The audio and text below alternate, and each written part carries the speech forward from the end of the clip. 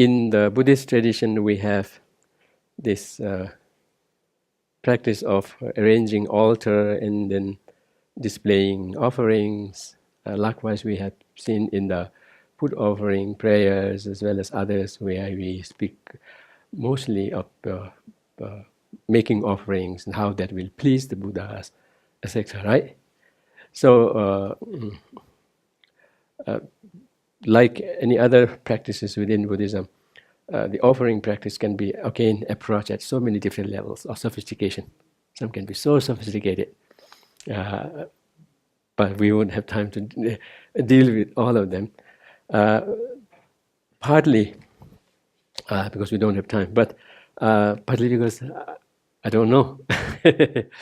But one way we could connect with the offerings being displayed is that we are visualizing, welcoming them in the embodied form as we are familiar with. And what would be the relevant way of receiving them would be following our own custom of how we would receive an invited guest.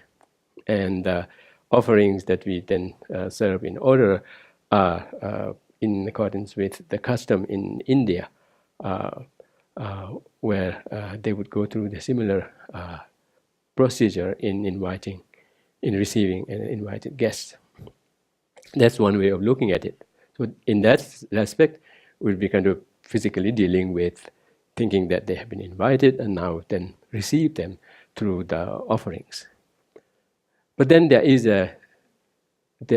are of so many other levels of relating to the offering.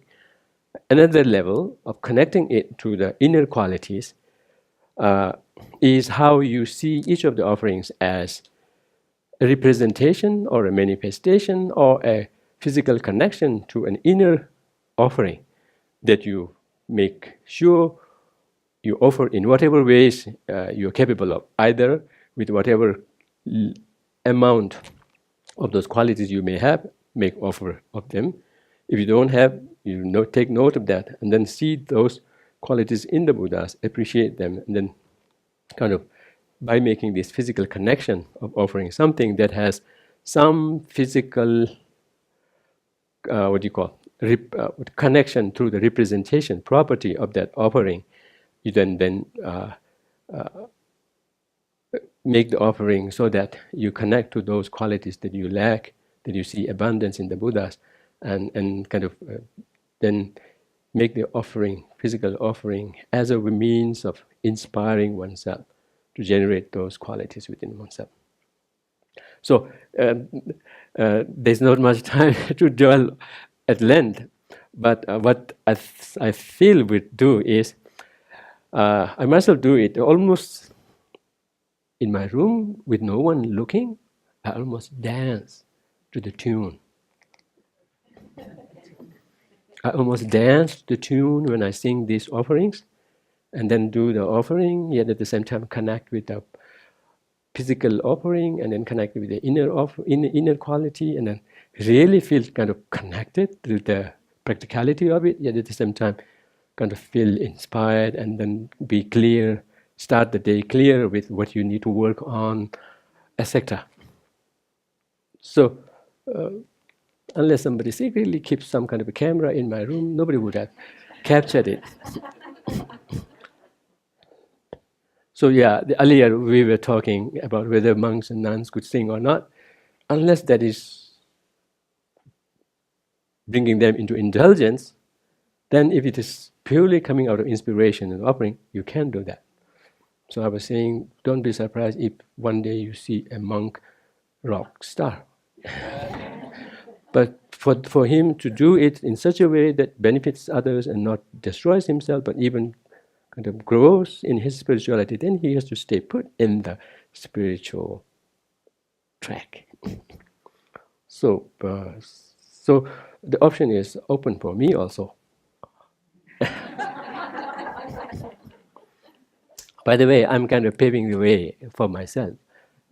That's where I'm aiming. Maybe rapping the Dharma, teaching. Pardon? Yeah, yeah, MC Geshe, yeah.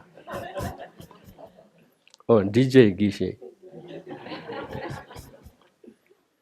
By the way, yeah, the verse, two verses, two stanzas that I recite in Tibetan reads like this. I have a friend of mine, a professor friend of mine, with whom we have discussions on physics, mathematics. I try to refurbish my mathematic understandings. And then in the meantime, she's interested in learning language. And I say, okay, why don't you give this? I'll give you this homework. She gives me homework in mathematics, and I give her the homework in Tibetan translation. I said, why don't you translate this? I'll give you some clues to this and that. And then between the two of us, we worked on this translation. It says, of the seven offerings, water, flower, incense, lamp, perfumed scent, perfumed water, eatable, comestible. I show off the term that I learned, comestible, and then music, right? Music. So definitely it doesn't sound as good as we got it at the final stage. But I'm not going to risk losing time more on this. So it says, pooled fresh water, the physical basis of fortune and leisure, abides. The flower of moral virtue exquisitely blossoms. Fragrant instance of joyous effort disperses in 10 directions. The lamp of wisdom, dispelling the darkness of ignorance, blazes. Perfumed water of ocean like learning and contemplation flows. The delectable feast of one-pointed meditation sustains. The melodious refrain of teaching, discussing, and composing resounds. In this way, I express with certainty that offering, which is the core import, something like that. But this is definitely not the final version of it. What it says, it connects with each of the offering, and that too not arbitrarily, but rather taking note of the physical property of each of the offerings, and then connecting with the inner quality, and then making offering of that. Now you can be very sure that if you make offering of those inner qualities through your own effort in generating them, I think I can guarantee 100% guarantee Buddhas will be pleased. But one thing very special to recognize here is the comestible, the eatable, the feast is here connected with meditation. It says, just as the delectable feast sustains body, likewise, meditation, cultivation. Not just hearing, not just reflection, but following that, the cultivation, the integration, the actual growth is what sustains oneself through the vicissitudes of life, through the, the turbulent waves of samsara. And then among them, the other qualities are there. So basically, I'm kind of sharing what I have been enjoying in my daily morning filling of the water balls, almost to the point of really looking forward to it and get to dance and sing. But staying put, that one is connected with those qualities.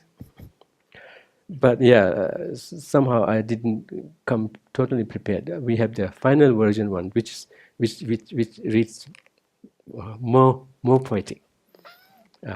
Anyway, that's one thing that I wanted to share before we lose time. Yeah, in Tibetan. Oh, can I? Yes.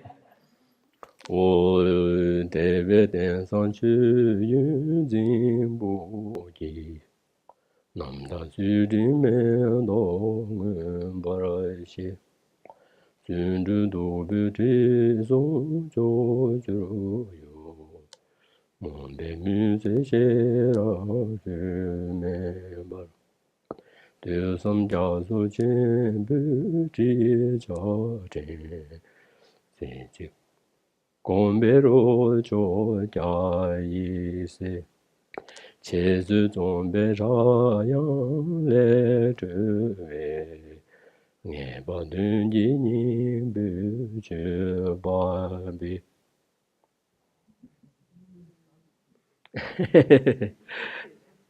I can even use another tune. Wo te ve ten sang, zhen yun zin bo ji, nan dai si di, men do nguen ba ra xie, etc., etc.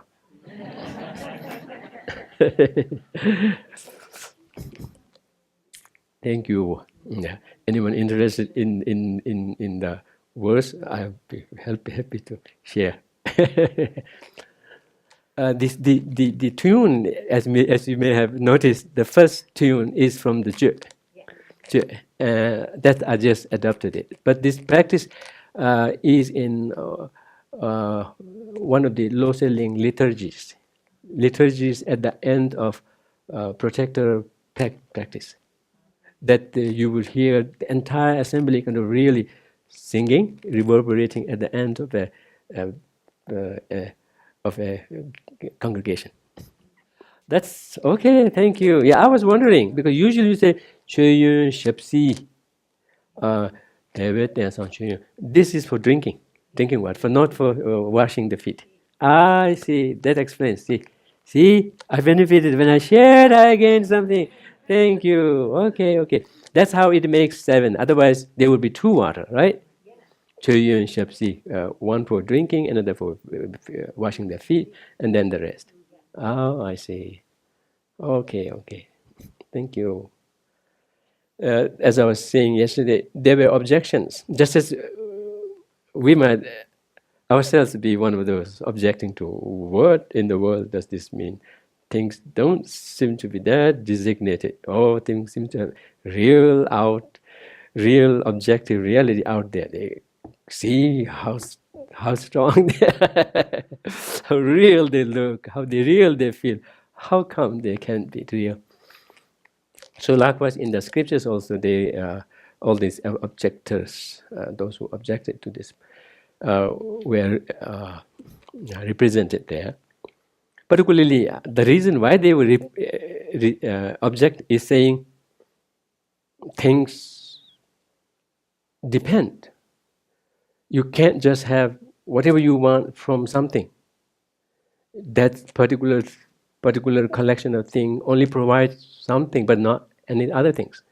It seems like there should be something intrinsic there that makes them capable of providing that, but not others. Whereas the Madhyamikas would just turn that table around and say, by the way, when we say that things are mere designated, we aren't saying that mere designation will go. That whatever you designate will turn out to be the right thing. But whatever is there is necessarily mere designation. Not that however you designate would necessarily turn out like that. But whatever is there, whatever is what is mere by way of mere designation. And the reason why things behave one way and not otherwise is because it is dependent on causes and conditions. Just by the mere fact that they are dependent on causes and conditions leaves them with no intrinsic nature of their own to be stubborn about. So they turn that around. Besides, the Madhyamikas kind of make it clear that you have to be first very clear about the whole purpose, whole enterprise of pushing for this view is that the purpose of the teaching is nothing but the purpose of the teaching is to address the wrong perception that projects intrinsicality into things that do not have. Not to object to the things being operational, functional,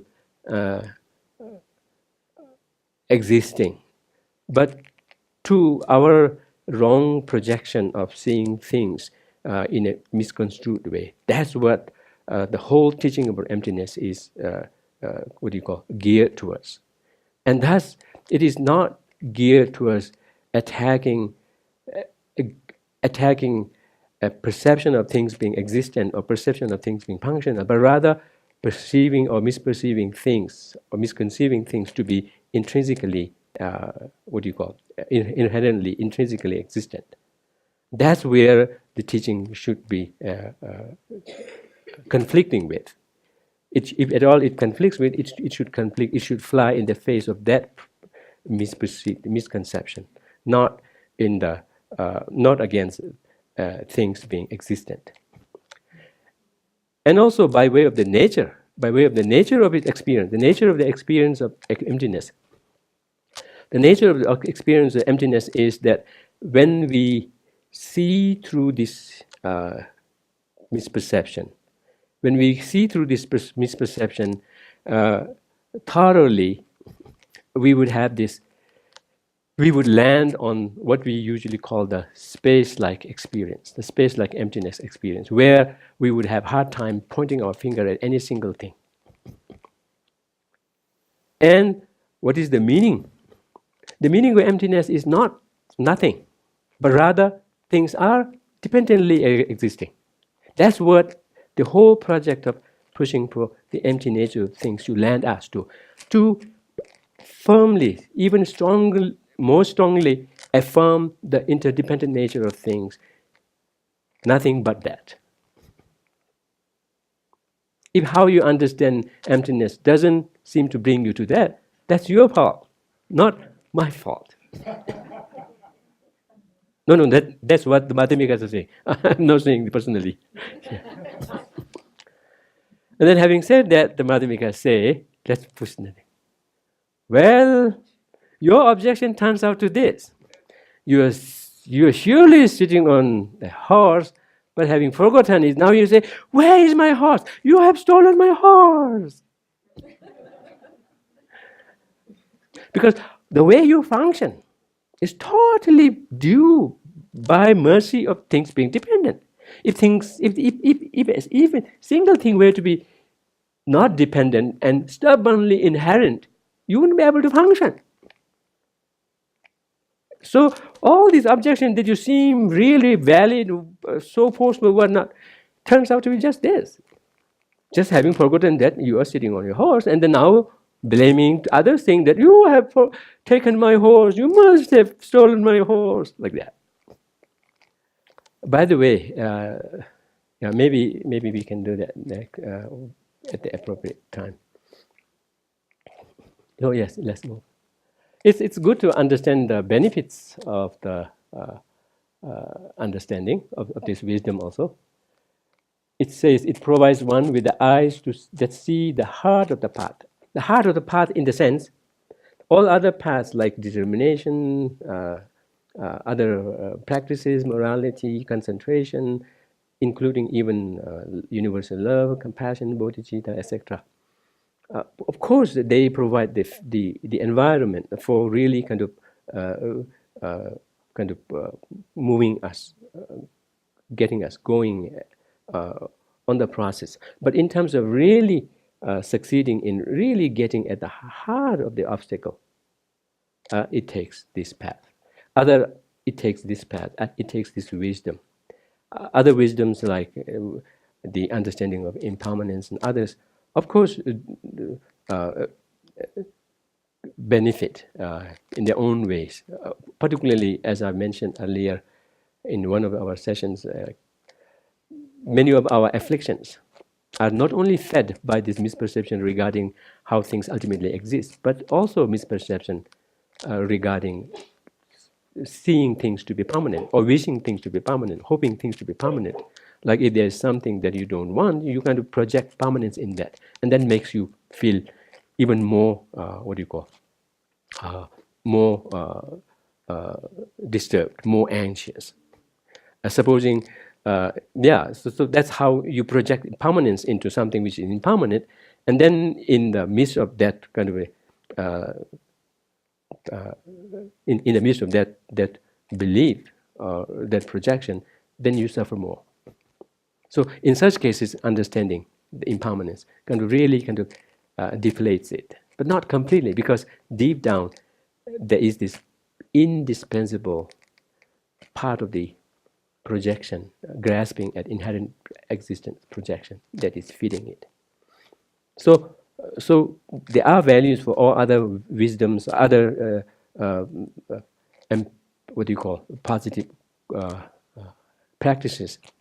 But in terms of really getting to the hardcore of it, in striking at the very hard problem of the path, that will then unlock us, that will then get us off the hook, right?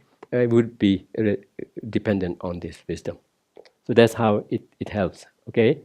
The next one, it accumulates all types of merits, both mundane and super-mundane, even when pursued with doubt. In the Buddhist scripture, their value, it values even a wandering, even a passing wondering about what this emptiness might be, what this subtle interdependence might be, because that really marks really, what do you call, moving the ground, the giving a jolt to the very foundation of the whole infrastructure of afflictions. So the benefit from that is much greater. Yes, let's move on. Merit accumulated on this alone far exceeds those reaped from the rest of the far-reaching practices. So there are scriptures that point to this fact, that the merit, in a way, when we speak of merit, it could be understood as the spiritual strength, the spiritual vigor that you gain from cultivating this wisdom would far exceed the spiritual wisdom, vigor that one would have gained from engaging in other practices, because of its hardcore message in addressing the very kernel of the problem. It protects one from entering the lower realms even when one is bogged down by the 10 non-virtuous actions. In a way, this would be the most powerful purification practice. Any purification practice, if you could bring in the understanding, the wisdom of emptiness to be part of that, and then begin to see the entire process, engage in the entire process through this lens of things being dependently related and whatnot, the strength of that purification goes far beyond others, to the extent that these can even, this can even undermine, this can even mitigate the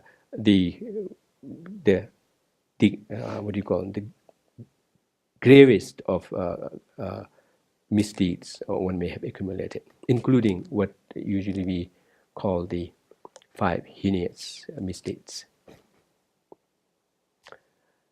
It repels the karmic obstruction layer off of the boundless misdeeds and the act of abandoning Dharma. It would be like when we gain this wisdom of understanding of emptiness, it would be like imagine some strong eagle comes and helps him in lifting it. All of a sudden he's relieved of the burden. Okay, let's move. Okay, so that's the benefit of it. And in a way, from how we connect it to the root of this suffering, we can definitely make a sense of how these benefits within that perspective really falls in place. Now, earlier I was saying, when we pursue the understanding of emptiness, unless we are someone who has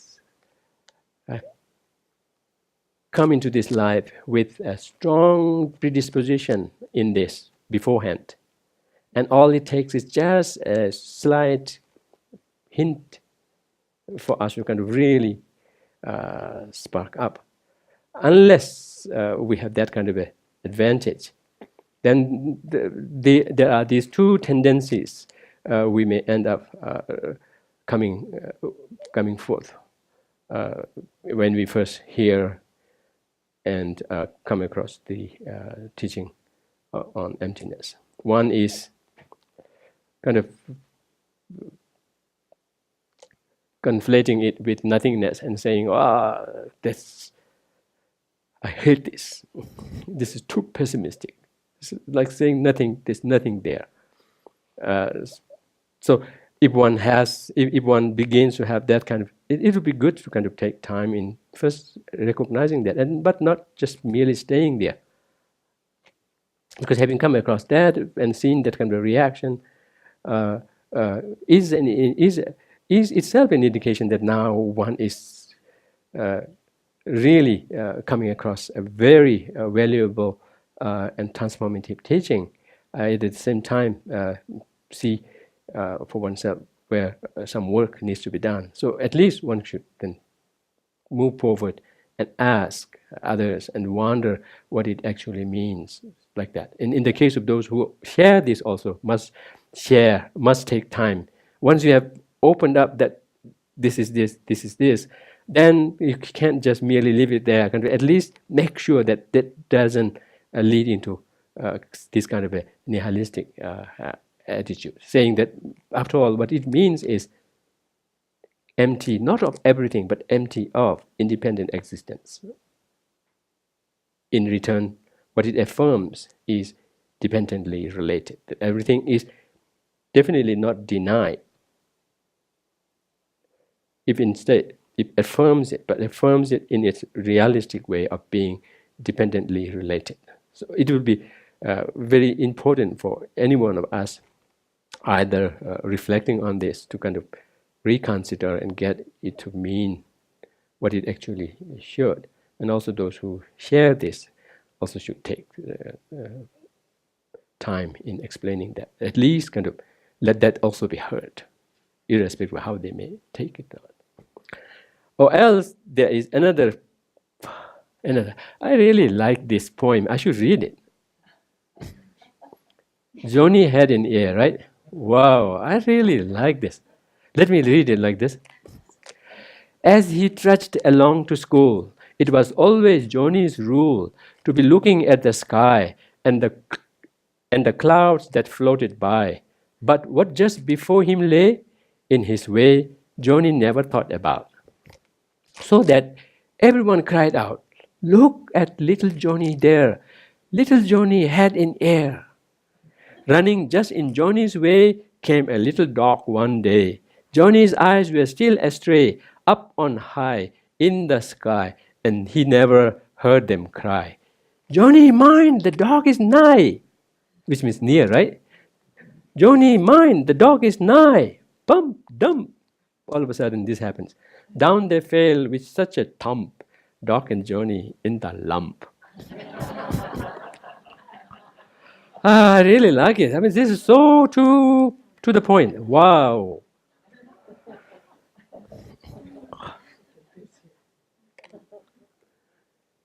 So otherwise, one could be too simplistic, too simple going with the understanding. Oh yeah, that really kind of connects with me. One may even sometimes have some experience of like kind of being, what do you call, a burden taken off, right? After having been so, strict and so constricted and constrained and uptight, saying there's nothing. It's like there's no problem. Oh, is the problem gone? I mean, one could even imagine feeling a burden lifted off, and might just want to just stay with that and saying, okay, emptiness really seems to connect with me, and it should mean nothing is there. Then one might end up behaving like Johnny. So these are conditions for a very sound understanding, thorough, sound, on-the-track understanding that the scriptures kind of put in place. Have an ethical conduct, pure ethical conduct as a base. Of course, what I meant that is, at the very least, a strong caution against harming others. and seeing very clearly that harming begins with afflicted emotions. So, so kind of taking one's caution against indulging in afflictions and looking for some excuses by which one could indulge in it. And then, someone who is more learned, etc., etc. So these are general guidelines to make sure that, of course, it says accumulating merit and wisdom, which means that not just merely engage, focus on this and then neglect on all other practices. Rather, do gather the forces of other practices, so that could help in boosting the environment right for pursuing this understanding and getting the understanding correctly. Because this, we can relate on our own personal levels. We can see how thick the confusion may be, how thick the so having these environments in place would help in boosting the environment. Now, more important thing, we have to really understand, as I was saying, to kind of really shore up our understanding, we need to know what ways we could go wrong, and kind of then take precaution there and get our understanding right. That's how we could then eventually get a relatively safely, not too off-kilter understanding or misunderstanding, and not end up adding to the catawampas. Catawampas, right? You remember? It's so good. It's like you can apply the concept of catawampas to just about everything. Which is like warning you against any kind of a off-track perversion, which means staying put in the middle way. Right? Middle way. Be that philosophical perspective, be that behavior, attitude. See if you could avoid being off-kilter, catawampas, and be on the middle way. Okay, so these are very important points. So in the scriptures it says, when we pursue an understanding of proper understanding of emptiness, make sure you first know that we are talking about two types of existences, two types of non-existences, and then choose the right one. One existence will be inherently existent, other would be conventional existence. Of the two, what we are negating is inherent existence, keeping conventional existence. Likewise, we can talk of two non-existences, complete non-existence, or no conventional, not even conventional, right? So not existence at all, or not existing inherently. Of the two, not existing inherently is to be kept, and avoid seeing things to be not conventionally non-existent. That's clear, right? So what it means is things exist, though conventionally, not inherently. Then what is it that we are talking of things being non-existent? Inherently, not conventionally. That's clear, right? Yeah. In terms of these guidelines, it's clear. Now the hard core of it, then we'll discuss further from our discussion yesterday. Yes. Second is existence by way of convention, existence merely in the face of delusion. Sometimes we may fall into this assumption that, oh, maybe what it is pointing to is that whatever we see things to be existing, it's just in the face of delusion. We're just deluded in seeing things to be existent, whereas things in reality don't exist. So that's not being advocated here. Rather, things exist, exist by way of convention, and their existence can be established on the basis of convention, but not necessarily in the face of delusion. Still, we, by way of convention, when we say convention, as much as it may sound like it is tending more into linguistic, it is tending more into the verbal convention, it is not. And I can see how it can give that impression, because we say that things are mere designation, and we think of designation mostly by way of verbal designation, whereas that's not the case. Even someone who has no language at all could be looking at things and could be designating something, like saying, this is this. That's enough of a designation. And things are just that. If you push beyond that, that what you have designated cannot be found. Which means, right, a cup, you say it's a cup, irrespective of whether you have the language or not. If you don't have a language, you say you think of the shape, and then you think of a concept within you. You project that. That what you project, luckily correctly, if you don't have any damages in your eyes or whatnot, at least, even though what is wrong and not has to be understood contextually. But supposing there's somebody with or without a language projects cup, that cup is convenient way of relating to each other. That's how we communicate with each other, and that's the vehicle by which we communicate perfectly. But if we were to push a little further and say, where's that cup? And we try to look into the parts of it, or even the connection, we won't find it. And that is the case with everything. That's the indication of how what you project is not from the object. Because from the object all you have is, at least at this point, in this context, the parts and the connection. And that's not what you project.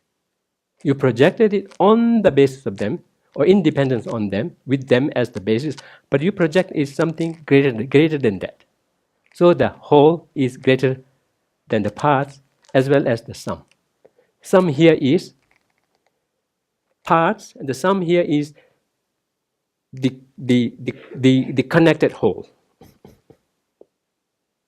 Like if we were to take the body, or what do you call the, say in the case of a car, what do you call the cover?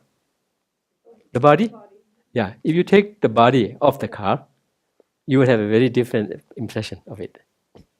You may still insist on saying it is car, but what you see, you kind of have so many things, right? So many things, not one thing. So many things, right? Whereas when you say car, we tend to have a singularity.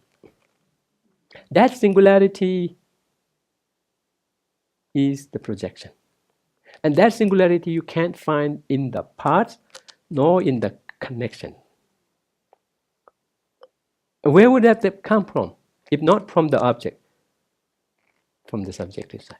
That's how it is mere projection, irrespective of whether you do that with language or not. And that should not take away, that should not make it a cheap relativism, cheap that whatever, however we project goes. Because for it to function the way it does, it is dependent on those conditions. Like yesterday we were using the snake, right? Snake example I don't really like to use much, because the moment I imagine looking into its parts, the snake tends to bite at me. So for now we can leave it and then come back after we have sorted this out on other example. Say think of a house that we thought is library, and another that we thought is library, but luckily it is the library. We go inside and figure out that, oh yeah, this is library, that's not. Because it is capable of functioning as a library. Why? Because it has those parts. which, when connected, could function. But when we look into those parts, and not even the connections, we don't find library there. Where, right? We don't find library there. But yet, the parts with the connections provides for that function. Again, the same thing for the function. Where is that function? We won't find that into the parts, nor into the whole function. We won't find into the parts, nor in the connection. But as a whole, we will. That we won't find in the other house that we mistakenly thought as library. So if we demystify emptiness and whatnot, then all it means is it depends on a proper causes and conditions. Only then it is functional. Others don't, irrespective of whether you misproject or not. If I push for the mysticism of it, if there is, if supposing we allow, then what it means is, since it is dependent only on the causes and conditions, it doesn't exist from its side. It exists only from a projection. So that's how it allows for the possibility saying, how it allows for the possibility saying that ultimately we can't land our finger on anything.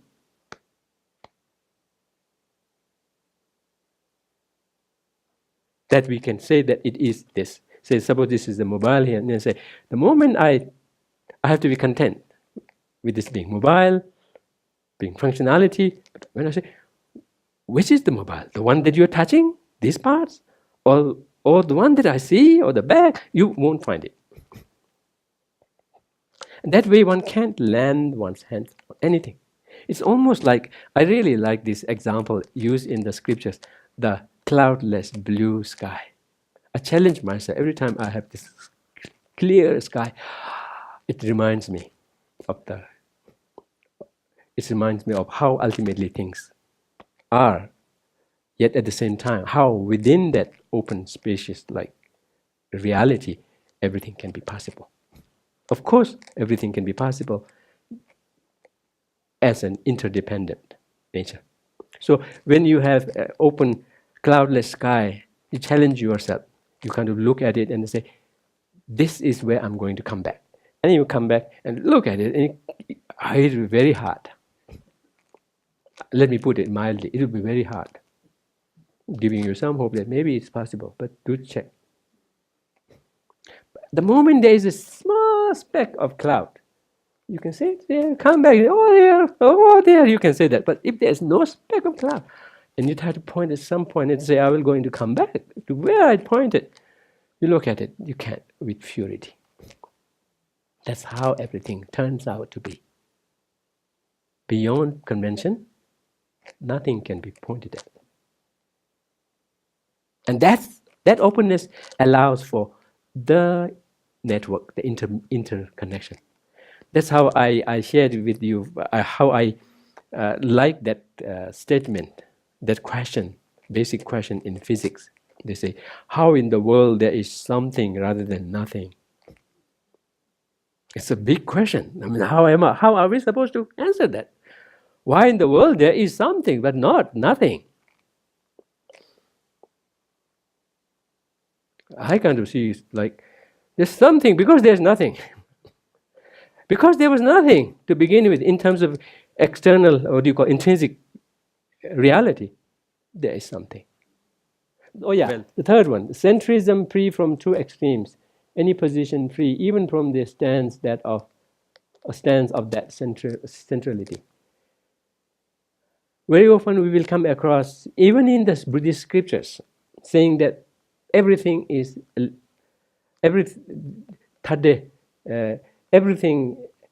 free from extreme. Not just everything is free from extreme, everything is free from elaboration. Even some is seeming to suggest that even the Madhyamaka view, or even the correct understanding itself, is of course elaboration free. But sometimes we tend to get an assumption that maybe even saying that this is the right view is wrong. It is and interpreted differently, but at least in the school that I'm associated with, it interprets those sources in the sutras a little differently. Of course, it doesn't say that the emptiness that you get is inherently existent. Even that is lack of inherent existence. That's the reason why we speak of emptiness or emptiness, emptiness, and emptiness, like that. So there's not a single iota of anything that is inherently existent, let alone the emptiness itself. But in terms of arriving at that correct understanding cannot be denied. Wherever you understand that understanding cannot be denied to be the correct understanding, free from the two extremes. And this has been very clearly pointed out in Tsongkhapa's work because of how it can be misunderstood. Because wherever we find pointing finger, even at the centrism to be problematic, it's in the context of the lower schools. Whatever central, middle view they come forward from a Prasangika point of view, it still is off kilter. But not necessarily all centrism. It's so crucial. Now that the elephant has left, we shouldn't worry about the snake. Because if elephant is gone, how in the world could there be snake? So what it is saying is that, yes, we can pursue wisdom on several levels, and of course, those levels that we need to work on, like we have a very thick projection, thick disposition about things being static. We hardly see change. We see that things should change, that too momentarily, but we don't see things changing. And carried away by that projection, we kind of tend to think like it's the same.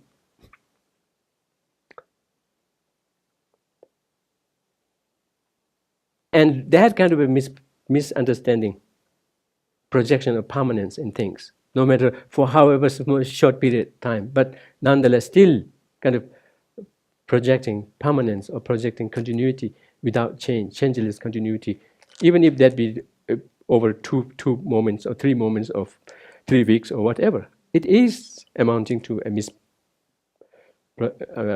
misperception. And that can take toll in how it could give rise to afflictions within us. At the very least, tension against the reality. So there are other levels of misprojections that we have dispositions for, that we have to deal with. But having dealt with one, you say, oh, now I'm done. Then that's like saying, oh, I've driven away the elephant. Don't worry about the snake. Deal with the snake. Still deal with the snake. Yes. Yes. So why those precautions about getting it right? Once we get it wrong, we can never hit the target.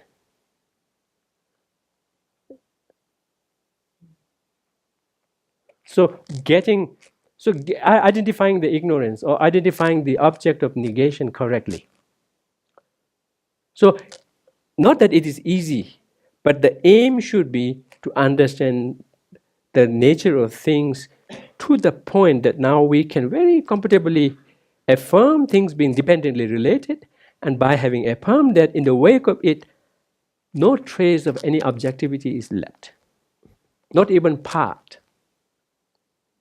So that's what we should be aiming at. And those presentations that we saw yesterday, that Buddha proposed at different levels of tenets, in his case, at different instances of encounters with students and whatnot, those are meant to be stepping stones to lead us to an exhaustive negation of any objectivity, yet at the same time capable of comfortably positing interdependent nature. Yes, please. Yes. Sometimes people may worry or wonder, after all, what does this pursuing understanding emptiness amounts to? Does it amount to taking away something from the reality, or bringing in, adding something into the collection of reality, or what? It doesn't. It doesn't involve adding anything. It doesn't involve deleting anything. It doesn't involve bringing in one new thing as an addition, like bringing a cup or something. Of course, bringing in understanding within us, but not in the sense of bringing in an item in the collection, or taking something, some item already in the collection, and taking it away, but rather seeing what the reality is for what it is. Yeah, let's read this slowly. Now, from the viewpoint of the proper understanding of emptiness, what would be the status, the final status of phenomena? That everything has parts. This is so interesting. Part of the problem with projection is we project singularity, and things are singular within a conventional sense. I am a singular person, but not to the extent of being monolithic. If at all, a collection of different things connected. Everything, it is so helpful to think of everything in the light of being, everything being in the light of being different things connected, even including our anger. So when we begin to think, of course we have to reflect on the reality of this, and then if we come to affirmation of this, then we begin to allow that yes, even anger we can speak of in terms of singularity, but in fact it is different things connected. Then we'll be able to really open ourselves, seeing that anger that I'm feeling right now is connected to so many things, including things that you may not have imagined, having to do with how we see ourselves, how we see others, how we misheard something, how we misinterpreted something.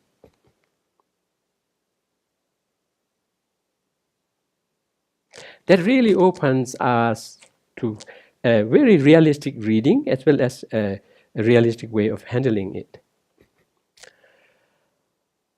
Okay, it is not identifiable with any of the parts nor the collection. Yesterday we got stuck with why is this not the collection or not. What I meant by collection here is, it is definitely not the parts, but it is not the bunch that is connected to each other.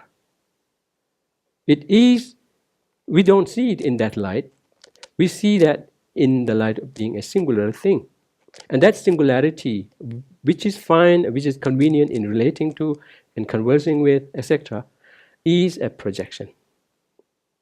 Beyond that, what we find is different parts and the connection, putting them in place. So in that respect, we can't find any singular thing within the parts and the connection thereof. Yet at the same time, the singular things are existent. I mean, of course, they cannot be found outside of those collection. Thus, it has to be there, but not by way of being intrinsic, but by way of being projected. But in important thing from a Buddhist perspective, what we make the case here is, so when we say it is imputed in the sense that you can find it from the objects or the base point of view. So it has to come from the subjective side. So that's the reason why we call it imputed or designated. But if it kind of connects us, confines us to the medium of designation merely to language or whatnot, then that's not what is intended. Any way of projecting it is what it is, what is being conveyed here. But in terms of how it projects, the scriptures are very particular in not saying it is imputed on the parts or on the collection. It is very insistent, consistent and insistent on saying, or persistent in saying, it is imputed not on the parts, nor on the collection, but only, nor outside of it, of course, but only in dependence upon it. It is not saying the part is the whole, nor is it saying the part connected collection is the whole. But it is saying there is the whole where there is that collection. But not identifying it with either the parts or the collection thereof. And that we do automatically. When we say, let's call this cup, we are not saying this part or that part or the connection. We're just calling it cup. Independence on the basis of the imputation, which are the parts and the collection thereof. And if we are fine with that, then that really gives us a, hang on its being just merely hanging there. Very interesting. And then all the functionality associated with that is as well completely viable on that basis. After all, if the cup is dependent, how can we say the function that the cup functions is more solid, right? It has to be with it. Here I'm drawing from the scriptures. It's saying that when it comes to trying to find things beyond the veil, beyond the thin line of conventionality, beyond the thin line of kind of projection, then we can't find. Just as we can't find rabbit's horn. It's not saying just as rabbit's horn can be found, it is not existent, everything else is not existent. It's saying just as rabbit's horn, no matter how much effort we make, we can't find, unless and until we are satisfied with the convention of things. If we push even slightly beyond it, we can't find. And it's saying every phenomenon is not findable upon analysis beyond convention. And the scripture even cares to give this challenge, saying, not even a bull's horn, which you may have thought to be very concrete and solid and came to be really able to pinpoint it. The moment you pinpoint it, you will be pointing at non-horns.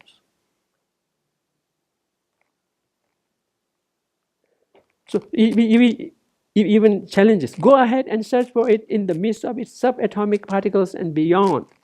See if you can find what you thought to be very hard, concrete bull's horn. That's that time way of coming up with an example. Now we can come up with some other examples also, but they are as unfindable. Yes, please. Yes, in terms of the balancing act, when we pursue this understanding of emptiness, we have to make sure that we stay on track, not go off kilter, between these extremes of either saying things exist and must exist inherently, or saying things don't exist at all. Like the tigress holds the cup. I'm not suggesting that they are expert in Madhyamaka. Don't get me wrong. But what I'm saying, I'm using this example. And these are drawn from the sutras itself. See, hurting the cup with its jaw by over-tightening its grip, which will be in thinking of things being inherent in existence, is likened to hurting ourselves by holding on to absolutes. Losing the cup by dropping it on the ground is likened to failing in our virtuous efforts by undermining conventional reality. If you get the understanding of emptiness wrong and say, oh, there's nothing there, I don't even have to care to be virtuous and whatnot, then that's falling into extra another extreme.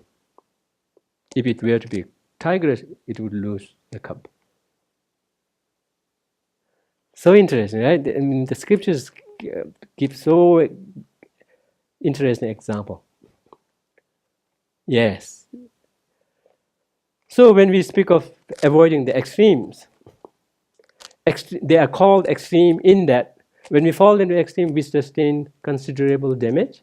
Likewise, if we fall into any of these extremes of either holding on to the existence in the sense of holding on to inherent existence, we won't get off the hook of the afflictions. That is the damage.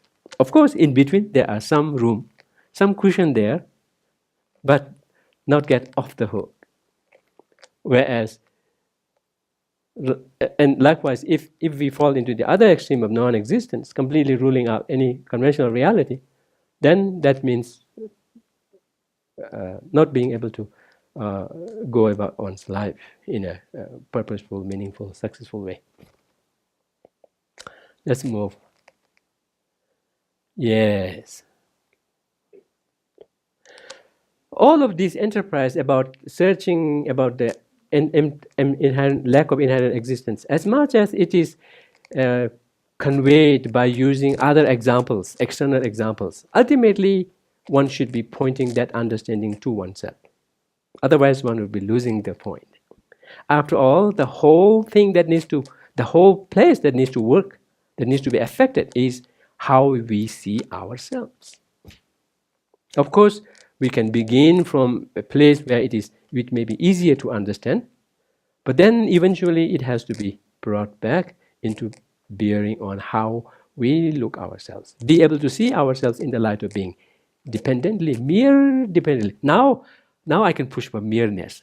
Mere means no, not an iota of intrinsic existence, merely existing. That's the reason we say everything is just mere whatever it is. A cup is mere cup. I am mere I. Sometimes it's very helpful. If you really feel puffed up, kind of thing, I am something. No, you are mere you, if at all. So it says, identifying the self-grasping attitude in oneself is the whole purpose. Otherwise, it would turn out like this. If we keep on looking at others and not at all pointing into ourselves, then it would be like tirelessly looking for a footprint on a palm, on a lawn of a culprit that you're looking for, but never getting to the culprit at all. Just spend the whole time looking at the footprints. So that is the reason why we speak of two categories of grasping. By the way, let me point out, we call this grasping, or sometimes we call this self-grasping, but here when we say self-grasping, we are not necessarily speaking of self as in a person.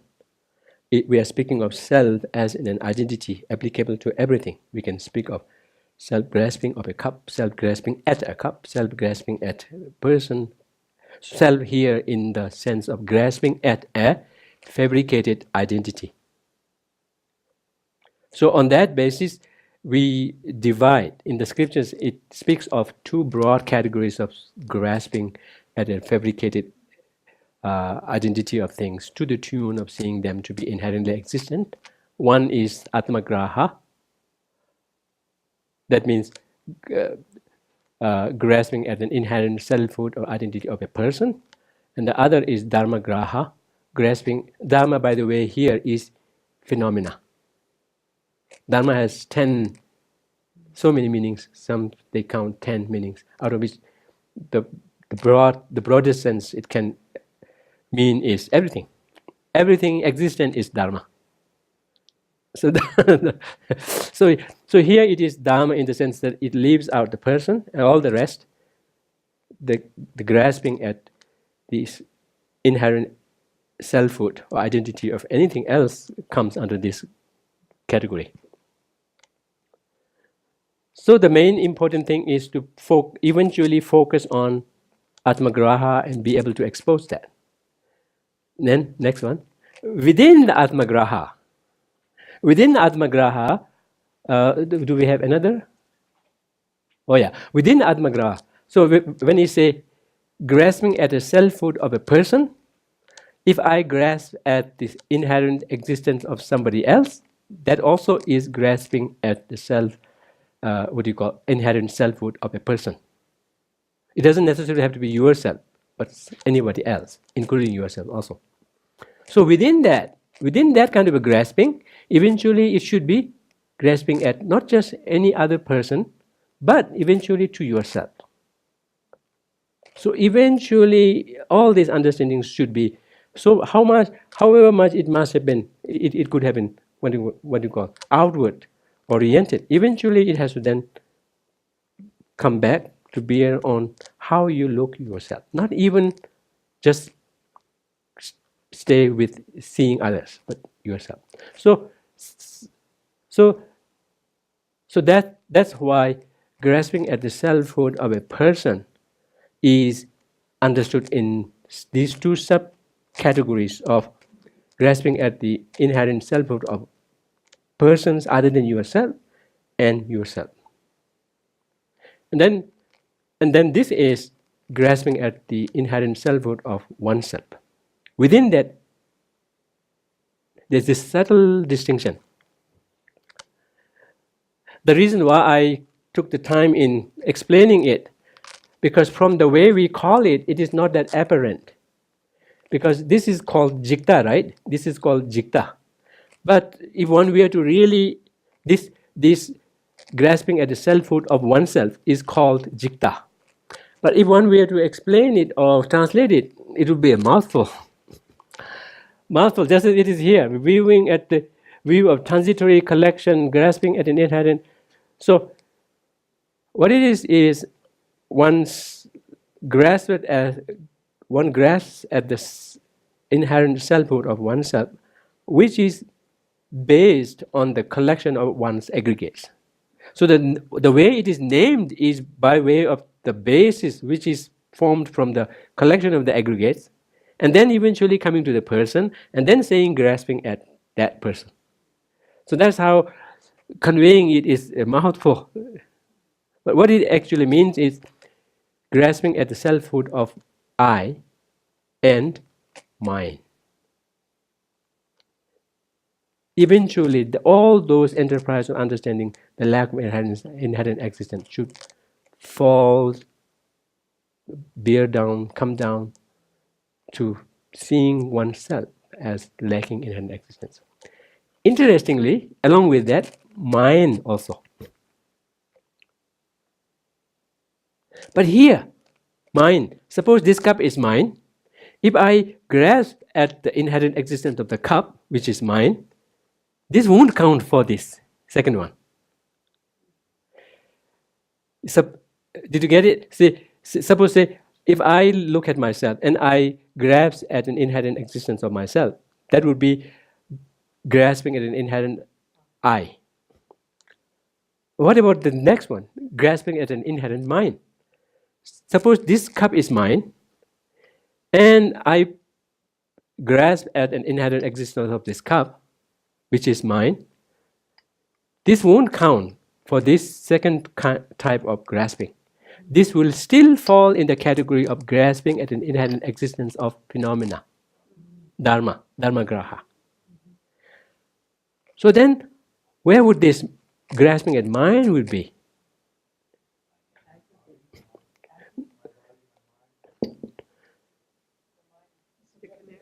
Yeah, the mindness here, in between.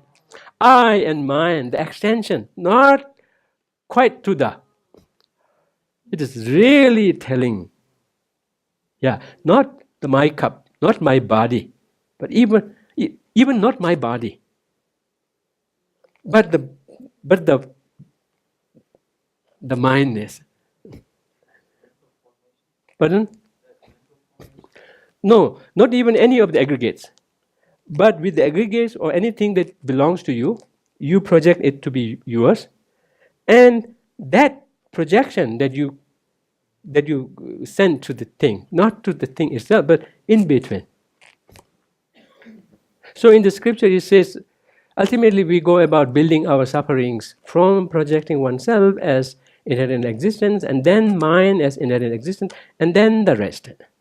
But in terms of really coming to terms in understanding it, it may be a little difficult. First look out and to see others being lack of inherent existence, and then kind of zoom it in, eventually on oneself and mine.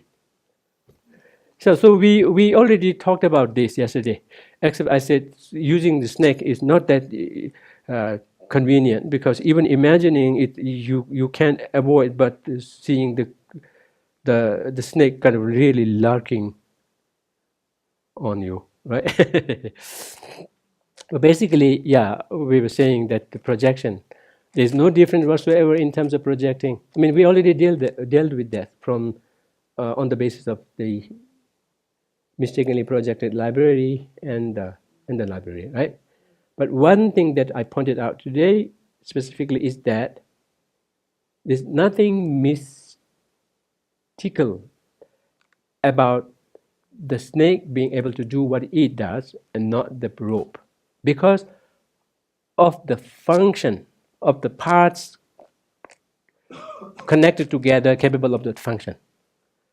But at the same time, our own understanding of emptiness should not merely be confined to that. It's pushing further and saying because of that, there's no library or no snake from the side of the basis of its imputation, from the side of the parts and the collection. So it should be merely projected. Even non-findability is not it. It is pointing there, but not it. Based on the non-findability, then you say nothing exists in and of itself, which I complain is still not that strong. Nothing exists from the thing side.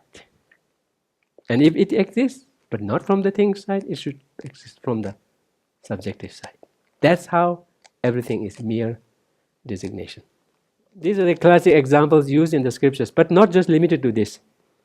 And once we understand the working of dependent origination, leading us to the light of lack of any inherent existence, whatnot, then just about everything can be as viable an indicator.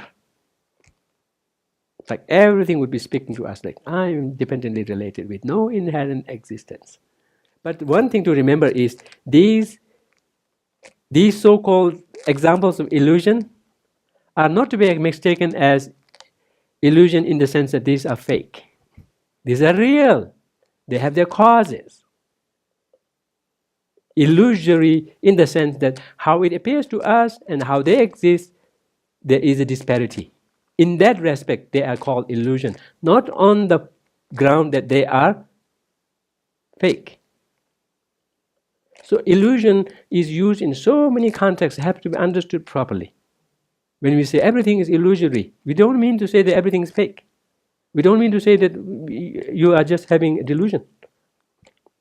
Illusory in the sense, of course it can be used in several other contexts, but here it is used in the sense that there is a discrepancy between how they appear, how they exist.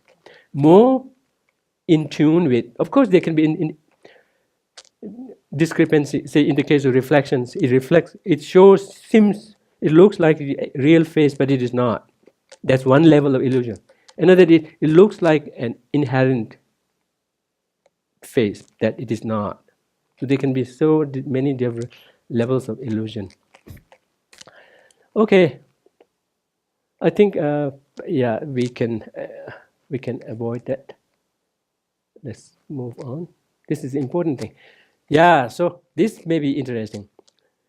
So basically, when we say dependent origination, it is still not that, what do you call, complete, do you say map out of lack of inherent existence.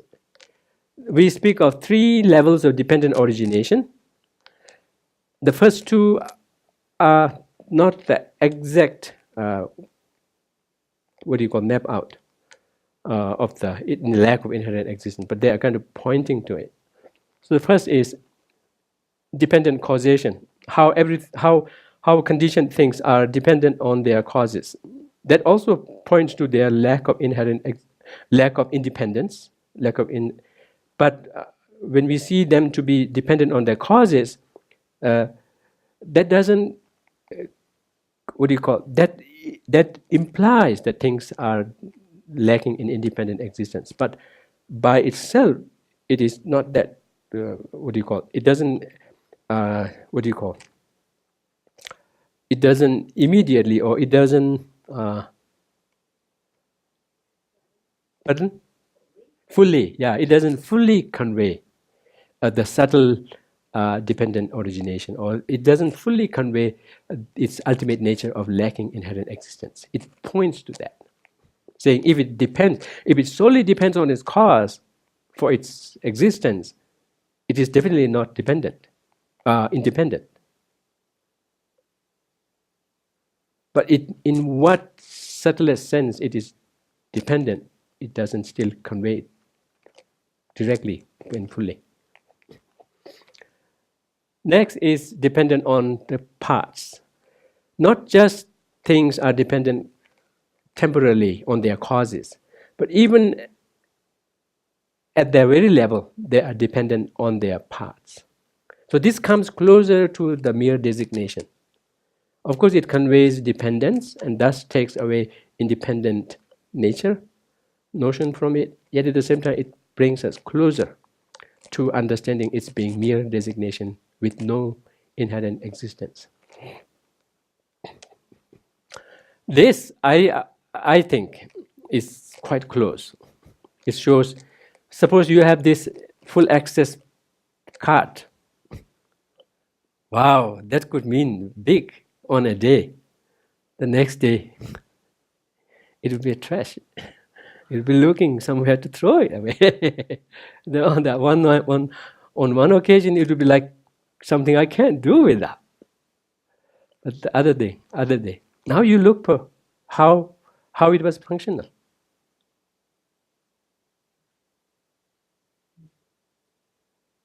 Dependent on so many causes and conditions, just barely linked to so many, connected. Yet at the same time, nothing you can point at intrinsically. That was what was making it work magic. Okay. Oh yes, this may be interesting. So many interesting things, but I also have some other things to show. Yeah, this may be interesting. In the scripture, we keep saying emptiness means dependent origination. This has to be understood in its own context. In our usual Buddhist parlance, Buddhist dialectical text, we have a specific criteria for something to be meaning, something to be the meaning of something. So rather, there we use that term meaning in the form of definition. So if it is a definition, it has to be something that has to be understood first to be able to understand. Say the meaning of the cup has to be perceived before you see something or project something as correctly cup. So when we say emptiness is the meaning of dependent origination, it is not in that context. Nor is it in the context that dependent origination conveys it fully on its own.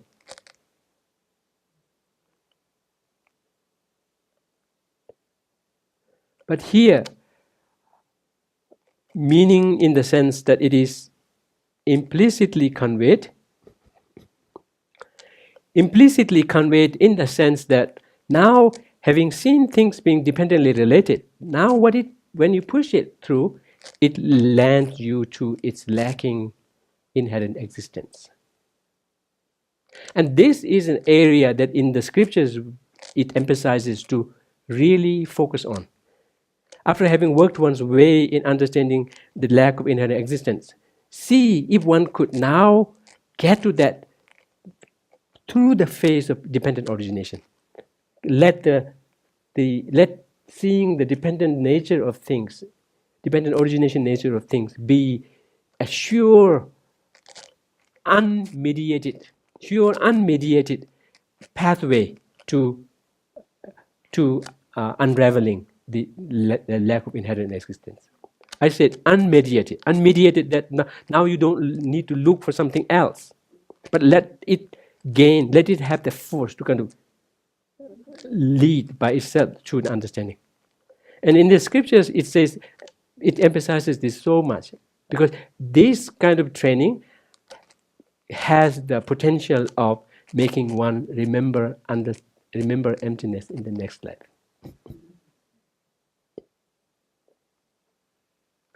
Where, without having to be hard put on lack of inheritance and whatnot, merely saying things depend could be a clicker. And in the scriptures, it even gives the example, cites the example of Sariputra. Before he was Buddha's disciple, he was known as Upatisha, and he met someone, Buddha's disciple by the name of Ashwajit, and he asks, "What does your teacher teach you?" And he only recites the 4 lines of dependent, tending with the essence of dependent origination. Yeah, ye dharma hedu prabhava hetuntation tatakato evada desham chayo nirodak evumadi mahashamana. Yeah, just that was enough for Sariputra to lock onto his stored understanding of emptiness. Likewise, same thing can happen with bodhicitta. By really being focused on not only training in the bodhicitta practice, but also additionally being mindful of what we usually call the avoiding 4 negative dharmas and cultivating the 4 positive dharmas. They can really make us eventually remember bodhicitta next. It would be great to start our life early on with bodhicitta. Life would be much more easier to. And then, of course, from the spiritual journey point of view, one would be making. It is up for grabs. Up for grabs in terms of how you want to interpret it. Because there's no definitive way of interpreting it. Even D.T. Suzuki kind of leaves it open. I wonder, the moment I saw it, I said, this has got to be dealing with vipassana on the basis of and pursuing the understanding of emptiness. And it relates the history of how eventually, early on it was just 5 pictures, then somebody added 6, and then eventually it was developed into this 10, which has now taken up, taken over, and has become more popular. But in terms of how to interpret it, it's essentially Zen, but it is up for grabs, as I said.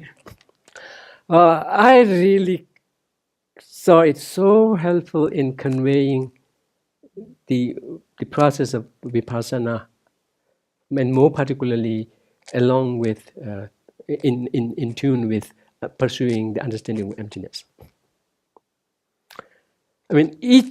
Each design, each picture, whatever is there, is so telling. It doesn't work as well with shamatha. In terms of the 9 stages, no. But it particularly, see, in the middle of the second row, with nothing there, saying transcending, wow, that's equipoise. And then coming back into life, being in the world, but not of the world. Wow, then one can really begin to enjoy life now. It's almost like nirvana has landed on samsara. One can bring nirvana here. Yes. Well, and then interestingly, in earlier presentation, they even had the bull kind of progressively whiten. Even if that is included also, that can be very interestingly incorporated into vipassana. Whitening, eventually transcending into nothing. Like conceptual understanding kind of thinning out, becoming closer and closer to non-conceptual, perceptual understanding, transcending it. Let's transcend there. In terms of now, no sequel on this. no school on this metaphor, Madhyamaka through metaphor, which in short is MTM, MTM, not MNM, not MNM, but MTM. And then if you say quickly, empty M. Yes. That way we transcend our wrong projection and look up for the hope for relieving our afflictions. Thank you. Thank you so much.